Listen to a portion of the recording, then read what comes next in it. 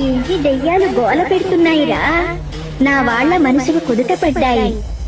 నాకు ప్రశాంతంగా ఉందిరా. వేప తోరణాలు చలవలు పాటా భజంత్రీలతో జాతర జరిపించుకోవాలందిరా. వెయ్యి లోకాల తల్లివి నీకు లోటేటమ్మా.